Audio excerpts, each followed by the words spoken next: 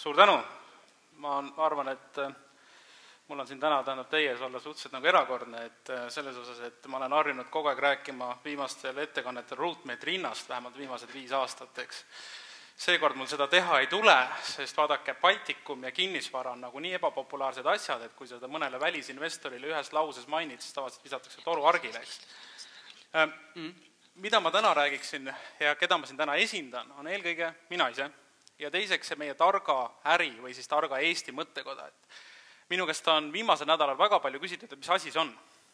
Vaadake, kõigepealt mis asi on tark äri.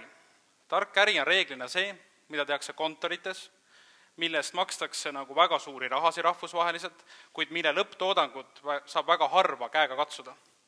Seda tehakse ka õnneks Eestis, loodetavasti järjest rohkem, eks. Nüüd, meie mõttekoda on tegelikult siuke initsiatiiv, siuke algatus. Grupp inimesi tuli kokku ja mõtles, et kuidas teha seda ärivaldkonda, kus meie täna tegutseme, olgu see siis näiteks IT-arendused, finantsvahendus, fondide haldused, nõustamised, kõik need, kuidas seda teha efektiivsemaks, paremaks, ehk kuidas siin olla konkurentsivõimeline. Ja need ettepanekud me oleme nagu täiesti ebatraditsionaalsel viisil esitanud, et tavaliselt tehakse seda kuidagi kuskil, ma olen aru saanud ja ajalehtsi lugenud, kuskil Toompea võimukoridorides niimoodi vaikselt dokumente saistades, aga me oleme need tõstud nagu ajakirjandusse ja pakkunud avalikuks aruteluks. Mõni neist on leidnud väga terava vastukaja nii positiivses kui negatiivses mõttes ja osasi nendest ka juba plaanitakse rakendada. Mida me kindlasti teha ei taha, me ei taha kritiseerida. Me arvame, et Eestis on väga palju asju õigesti tehtud. Kas või mõtleme täna seda, et kui Eesti kroon oleks täna vabalt kaubelda, nagu Islandi kroon, et millised rünnakud siis võiksid toimuda meie rahvusliku valuuta vastu ja kuidas see meie enesehinnangut mõjuks. Me ei taha nagu kindlasti surgitseda minevikus, vaid pigem elada tulevikus ja sellepärast me oleme enda käest küsinud selle ühe Ameerika eelmise sajandi kõige kuulsama presidendi tsitaadi järgi, et mida see meie teha saame. Me saame teha 2 asja. Maksta makse ja anda nõu, teha omapoolseid ettepanekuid. Ja kindlasti me ei arva, et see peaks olema mingi populaarsusvõistlus. Nüüd, kuhu me siis tänaseks jõudnud oleme? Minu arust on Eesti läbinud 2 etappi ja 3. etapi lävel. See esimene, see nii-öelda kauboi kapitalismi ajastu sai meil nagu mööda 7 aastaga. Ja enamus nii-öelda endised NSV Liidu riike, tänased SRÜ riike on kõik veel selles ajastus kinni. Et ka see näitab, mida on siin riigis nagu tegelikult läbi aja nii ettevõtjate kui ka riigi enda poolt nagu õigesti tehtud.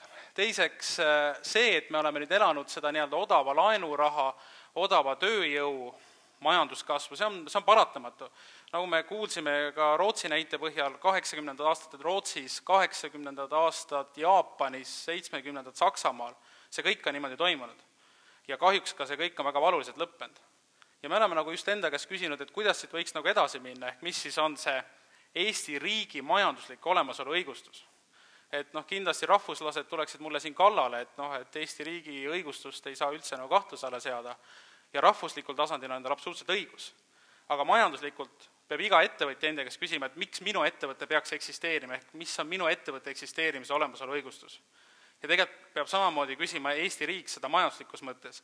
Sest vaadake, see globaliseerumine, kas Euroopa Liit, see on loonud ettevõtete liigutamised, rahade liigutamised niivõrd lihtsaks, et kahjuks väga suured näiteks IT-tellimused täna tarkvaraarendustes lähevad nii ebapopulaarsele riigile nagu seda Valgevene, kuna seal on lihtsalt maksukeskkond palju odavam ja samas on ka olemas neid inimesi, kes suudab seda ära teha. Nüüd, üks asi, millest minust täna nagu vähe räägitud, on see, et mis meist siis ka ilma peal räägitakse, eks? Ma panin otsingusõna Estonia nende väljaannete interneti kodulehekülgedele. Ja need on need uudiste pealkirjad, mis sealt siis mulle vastu vaatasid. Ma nagu meedias palju ei tea, aga mul on nagu õpetatud seda, et kõige olulisem asi on uudise pealkiri. Et kui te neid pealkirju nagu loete, siis nagu ütleme, sealt edasi väga palju lugema ei pea. Meie häda on see, et täna pannakse Eesti täiesti valimatult ja kõikide autentsete allikate poolt ühte patta Ukrainaga, Bulgaariaga, Ungariga, ehk need riigid, kes kohe IMF-i juurde jooksevad, need, kellel on suur välisvõlg ja kes pole kunagi oma riigi eelarvet saanud nagu tasakaalu. See on kahjuks see tänane paratamatus. Ma sattusin lugema ühte eelmise nädala Time'i ajakirja, kus oli üks väga markantne artikkel pealkirjaga The Morning After. ehk siis peojärgne hommik. See hakkas peale ühest Eesti kinnisvaraarendaja pankrotist, siis jõudis selleni, et hea uudis Rein Langile, et Taimimaa ütles seda, et kus 1/3 Tallinna vanalinna restorane kohe oma uksed suleb. Ja siis loomulikult jõuti IMF-ini, jõuti selleni, et kõik on krediidi peal ja ühesõnaga no mitte mingit väljapääsu ei ole. Ma nagu ei uskunud, et see võiks nagu ajakirjas Time olla, aga see oli seal. Ja väikse avatud majandusena kõik need investorid, kes täna nagu Baltikumi kinnisvara ja ka kõikide muude äride osas torud argile viskavad, loevad just seda ja elavad selles infoväljas. See, et me kujutame ette, et nad teavad, et meil ei ole suurt riigi välisvõlga, see vasta tõele, sest nad ei jõua kõikide riikide hulgas nii palju süveneda. Ma tulen selle probleemi juurde hiljem tagasi. Nüüd, Economistis on hästi öeldud, et kui sa oled metsas eksinud, siis on igast kaardist abi, eks. Täna ma arvan, et riigil ongi teatud mitte nagu tahtepuudus, aga selline ideede puudus, et lähiaja eesmärk kindlasti need Maastrichti kriteeriumite näol ja euro kasutusele võtul on nagu niivõrd oluline, et seda on võimatu üle tähtsustada. Ja seda mitte ainult kinnisvarasektori jaoks. Et see valgusfoor tähendab siin seda, et kui me selle inflatsiooniga oleme kogu aeg olnud nagu mitte ainult punases, aga tulipunases, siis kuna me oleme tsüklist eespool vanast Euroopast, siis on võimalik siin näha varsti juba blinkivat kollast ja mine tea äkki ka rohelist. Mul oli kogu aeg hirm, et see valitsuse eelarve defitsiit võib minna samamoodi punaseks, aga vähemalt viimase nädala seisukohad on andnud selget julgust, et ta seda ei tee. Ja kui see ka defitsiit on kuni 3% SKT-st, siis veel kord, vaadake välisajakirjandust, mida räägitakse, see ei ole tegelikult täna nii terav probleem, et kui sinu riigi eelarve on defitsiidis alla 3% SKT-st. Sest ma arvan, on suhteliselt vähe kapitalistlikke riike järgmine aasta, kelle eelarve on tasakaalus. Ja ma ei tea, sellest ma arvan medaleid ei anta, eks. Ja ülejäänud 2 viimast on olnud nagu kogu aeg rohelises, aga me peame aru saama ühest asjast, sellest ainuüksi selgelt ei aita. See meid uuele tõusule ei vii, see võtab palju hirme maha, aga see uuele tõusule meid ei vii, sest isegi Rootsi ja Taani räägivad sellest, et võib-olla ikkagi peaks ka mõtlema eurole, kuigi nad kunagi on selle maha hääletanud.